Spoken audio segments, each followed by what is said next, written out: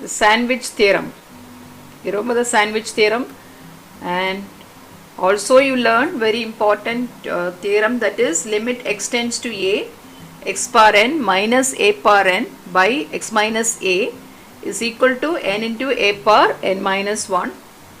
That proof we did yesterday.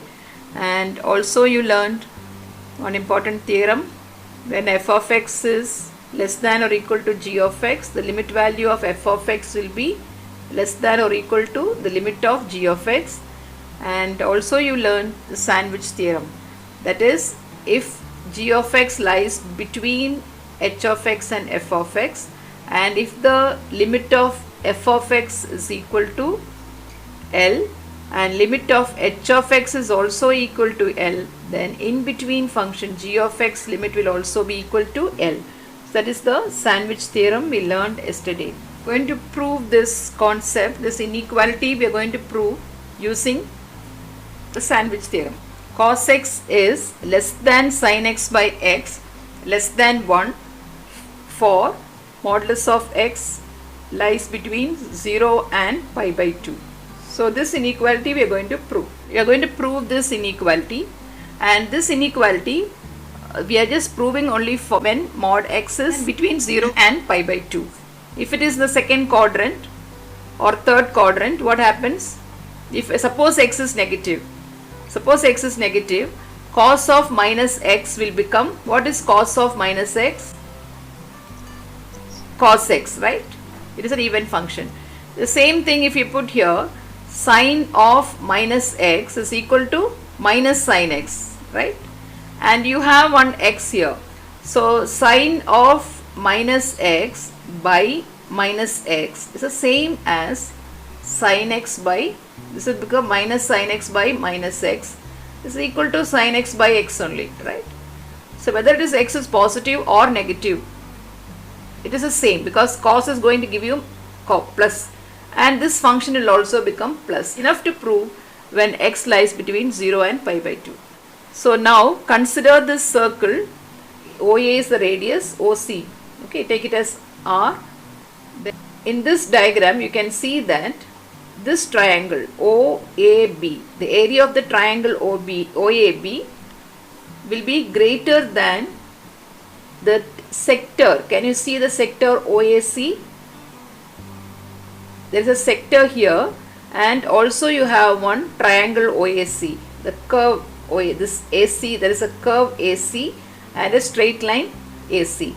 So the area of the triangle OAB will be greater than area of the sector OAC, and the area of the sector OAC will be greater than the area of the triangle OAC. The curve, this will be more, the sector area will be more. So area of the triangle OAC is less than area of the sector OAC is less than area of the triangle OAB. Now, what is the area of the triangle OAC? And then let CD be perpendicular to OA. CD is the height. Let CD be perpendicular to OA. So, area of the triangle OAC will be half, base is OA, height is CD, less than, what is the area of the sector OAC? You know the area of a sector is theta by 360 into pi r square. Now here x is given in radian, that also make a note, x is in radians, okay, the angle x is in radians. So it is x by 360, you can write it as 2 pi radians, right? 360 is 2 pi radians. So this is 2 pi pi r. R is OA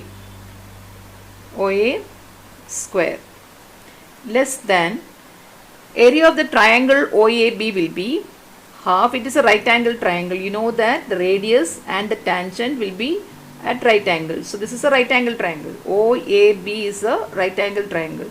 So that will be half OA into the height, the base into height. Height is AB. So you can see that OA is common. So divide, and half is also common. Divide. Divide throughout by OA. So you get now OA and this one OA and this OA get cancelled. So we get here CD is less than X times OA less than AB. Now we have to prove in terms of cos, sine and all that. So we can easily write from the diagram. Yeah, ODC in this triangle. In the triangle OCD, let us find cos x. OD by OC. What is sin x? Sin x will be equal to CD by OA. In this big triangle, what is tan x equal to the triangle OAB? What is tan x equal to? AB by, because we need CD here, we have to replace CD only. And here we have to replace AB. Tan x is equal to AB by OA. So CD, we have to replace CD, not OD.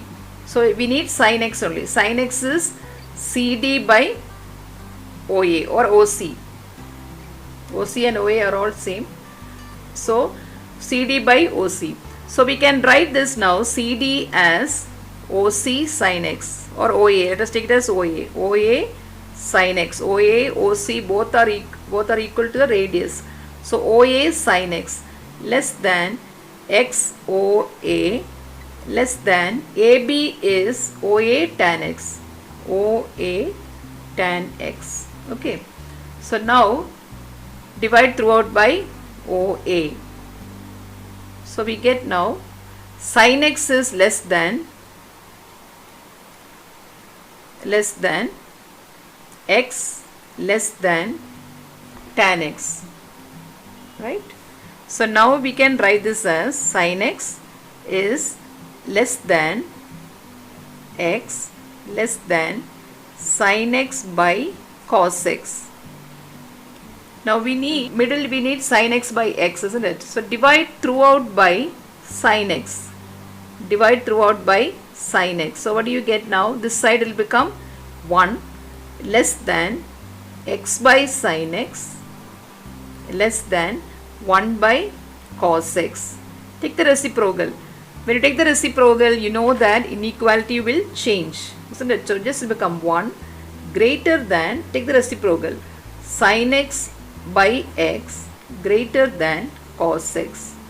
So we have proved that 1 greater than sin x by x greater than this. So sin x by x is greater than cos x. So we can also write this as sin x by x cos x here and less than. It's the same inequality only. See, sin x by x is less than 1 and sin x by x is greater than cos x.